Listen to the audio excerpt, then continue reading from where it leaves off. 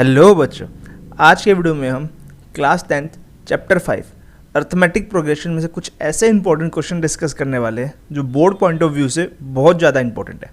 तो चलिए आज का वीडियो शुरू करते हैं। तो ये हमारा पहला क्वेश्चन बच्चों, जिसमें हमें बोला गया mth term of an AP is 1/n and nth term of an AP is 1/m। Show that it's m into nth term is 1। हमें जो mth टर्म है वो 1/n गिवन है।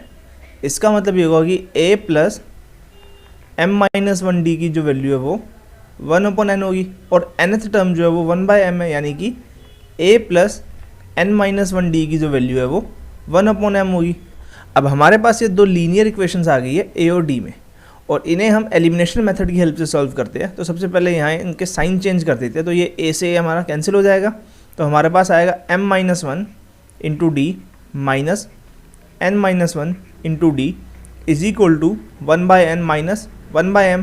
अब लेफ्ट हैंड साइड से जब हम d कॉमन लेंगे तो हमारा बनेगा m-1 minus n plus 1 is equal to, और राइट हैंड साइड पे जब एलसीएम लेंगे तो हमारा आएगा m-n और डिनोमिनेटर में n इंटू m।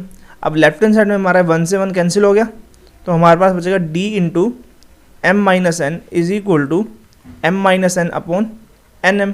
m-n से m-n हमारा कट हो गया, यानी कि यहाँ से जो हमारी d की वैल्यू है वो 1/nm आ जाएगी। अब इस d की वैल्यू को जो हम पहली इक्वेशन में पुट करेंगे तो हमारे पास आएगा a plus m-1 into 1/mn is equal to 1/n। अब इस 1/mn को हम ब्रैकेट के अंदर मल्टीप्लाई करते हैं तो हमारा बन जाएगा a plus m/mn minus 1/mn is equal to 1/n।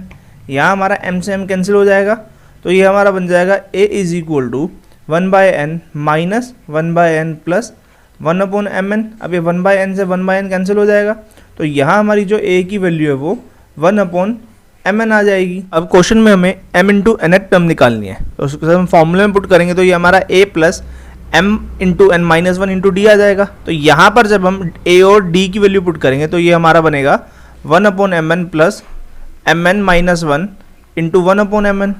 अब इस 1/mn को जब हम ब्रैकेट के अंदर मल्टीप्लाई करेंगे तो हमारे पास आएगा 1/mn plus mn/mn minus 1/mn। तो 1/mn आपस में कैंसिल हो जाएंगे और mn/mn यानी कि 1 आ जाएगा, यानी कि जो हमारी m इंटू nth टर्म है इस AP की वो 1 होगी। तो ये हमारा दूसरा क्वेश्चन है बच्चों, जिसमें हमें mth टर्म जो है वो 1/n और nth टर्म जो है वो 1/m गिवन है। यहाँ पर हमें sum of m into nth term जो है ये प्रूव करना है। अब ये हमारे बिल्कुल पहले क्वेश्चन की तरह से है, जहाँ पर जो सॉल्व करने पे हमारी जो पहली टर्म है वो 1/mn और जो d जो है वो भी 1/mn ही आया था। वहाँ पर हमें m इंटू nth टर्म निकालनी थी जो कि हमारा 1 आया था, और यहाँ पर इस क्वेश्चन में हमें m इंटू nth टर्म का सम निकालना है। तो उसका जब हम फॉर्मूला पुट करेंगे तो ये हमारा बनेगा mn/2 into 2a plus mn minus 1 into d. अब यहाँ पर जब हम a और d की वैल्यू पुट करेंगे तो ये हमारा बन जाएगा 2 into 1/mn plus mn minus 1 1/mn। अब हम जब इस 1/mn को ब्रैकेट के अंदर मल्टीप्लाई करेंगे तो हमारा ये बन जाएगा mn/2 whole bracket 2/mn plus mn/mn minus 1/mn। तो ये हमारा mn से mn कैंसिल हो गया। अब इस फर्स्ट टर्म और थर्ड टर्म का जब हम एलसीएम लेंगे तो हमारा ये बन जाएगा 1/mn, बिकॉज डिनोमिनेटर सेम है, और जब ये बीच वाली टर्म में mn से mn कट गया तो ये हमारा 1 आ जाएगा। तो अब इस ब्रैकेट के अंदर जब हम एलसीएम लेंगे तो हमारे पास आएगा 1 प्लस mn अपॉन mn। तो ये mn से mn हमारा कैंसिल हो जाएगा। इसका मतलब first m into n terms का जो सम है वो यहाँ पर m into n plus 1 upon 2 आएगा। तो ये हमारा तीसरा क्वेश्चन है, जिसमें हमें बोला गया sum of first m terms of an AP is same as the sum of first n terms of an AP। किसी AP की m टर्म्स और n टर्म्स का जो सम है वो इक्वल है। हमें प्रूव करना है sum of m plus nth term is 0। तो हमें यहाँ पर sm इक्वल टू sn दिया गया है। हमने यहाँ पर a को पहली टर्म और d को कॉमन डिफरेंस लेट कर लिया। तो यहाँ पर जब हम फॉर्मूला लगाएंगे सम का तो ये बनेगा हमारा m/2 2a plus m-1 into d.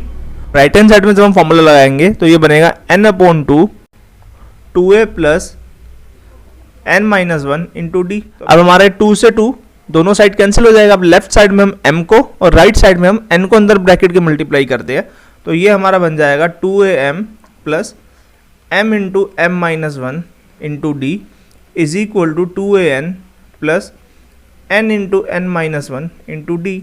अब जो ये a वाली टर्म है उनको एक साइड और d वाली टर्म्स को दूसरी साइड में रखते हैं, तो ये हमारा बन जाएगा 2am minus 2an is equal to n into n minus one d minus m into m minus one d.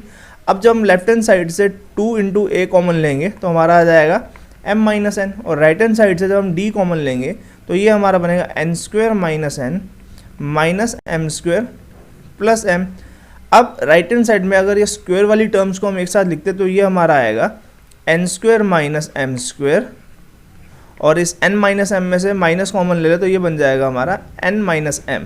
अब राइट हैंड साइड में हमने n square minus m square में a square minus b square का formula लगाया, तो ये हमारा बन गया n minus m into n plus m। अब राइट हैंड साइड में हमारा n माइनस m कॉमन आ रहा है, तो हम उसे इस तरह से लिख सकते हैं n माइनस m d, और अंदर ब्रैकेट के बचेगा m plus n minus one. अब राइट हैंड साइड में अगर हम इस n माइनस m में से माइनस कॉमन ले लेते तो ये हमारा m minus n into d into m plus n minus one बन जाएगा, और लेफ्ट हैंड साइड में हमारा 2a into M minus N पहले से ही है, तो ये m माइनस एन से m माइनस एन आपस में कैंसिल हो जाएंगे, और हमारे पास बचेगा 2a is equal to minus d m plus n minus one. अब इस राइट हैंड साइड वाली टर्म को जब हम लेफ्ट में लाएंगे तो ये हमारा बनेगा 2a plus m plus n minus one into d is equal to 0। अब हमें इस क्वेश्चन में sum of first m plus n terms निकालना था, तो जब हमने उसका फॉर्मूला लगाया तो ये हमारा बन गया m plus n by two 2a plus m plus n minus one into d.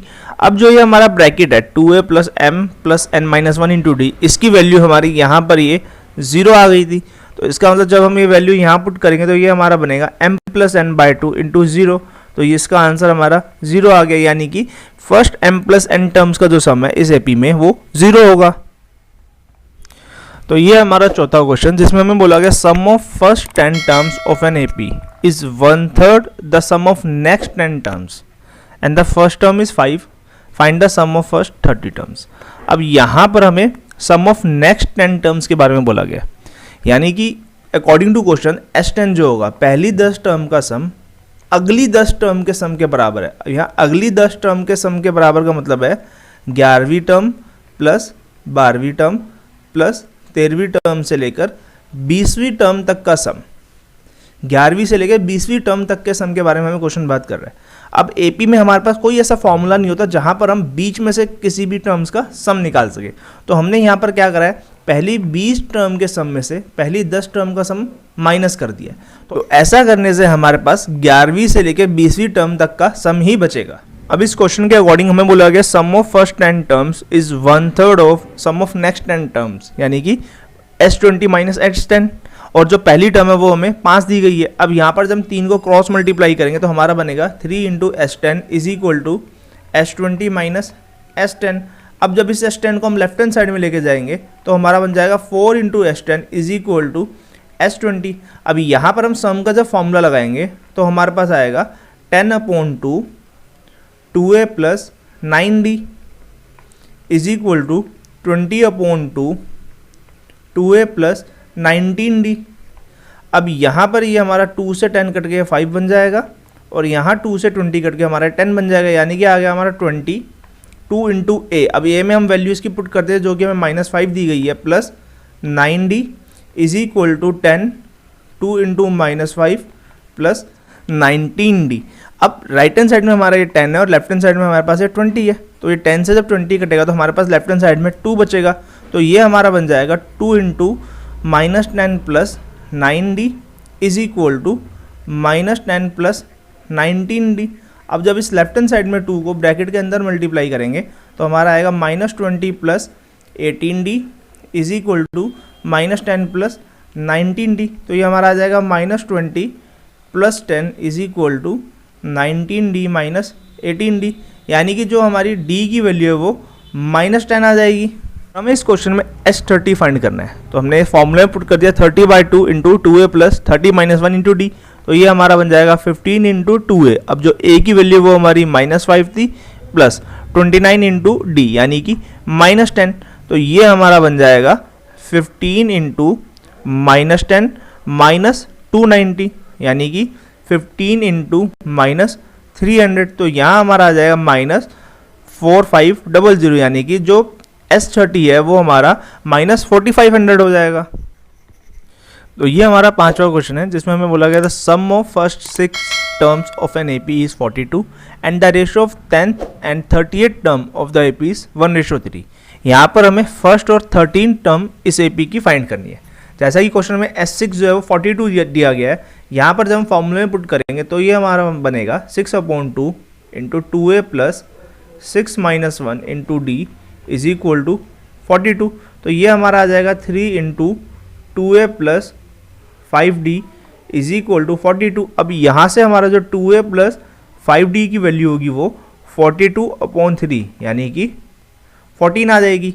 अब जो सेकंड कंडीशन हमें इस क्वेश्चन में दी गई है A10/A30 जो है वो 1/3 है। अब जब हम यहाँ पर हम फॉर्मूला लगाएंगे तो ये हमारा बनेगा a plus 9d upon a plus 29d is equal to 1/3। Cross multiply करने पे हमारा आ जाएगा 3a plus 27d is equal to a plus 29d यानी कि 3a minus a is equal to 29d minus 27d। तो ये हमारा आ जाएगा 2a is equal to 2d। तो यहाँ से हमारी जो a की वैल्यू है वो d के बराबर आ जाएगी। तो ये हमारे पास दो इक्वेशन आ गई है a और d में। सब्स्टिट्यूशन मेथड से सॉल्व करने पे हमारे पास आ जाएगा 2a plus 5a is equal to 14 यानी कि 7a इज इक्वल टू 14। तो जो हमारा a है वो 2 आ जाएगा। तो इसका मतलब ये हुआ जो हमारी d की वैल्यू वो भी हमारी 2 ही होगी। अब हमें इस क्वेश्चन में 13 टर्म निकालनी थी यानी कि हमें a प्लस 12d फाइंड करना है। अब यहाँ पर जब हम a और d की वैल्यू पुट करेंगे तो ये हमारा 2 प्लस 12 इंटू 2 बन जाएगा यानी कि 2 प्लस 24। तो जो 13 टर्म है वो हमारी 26 होगी।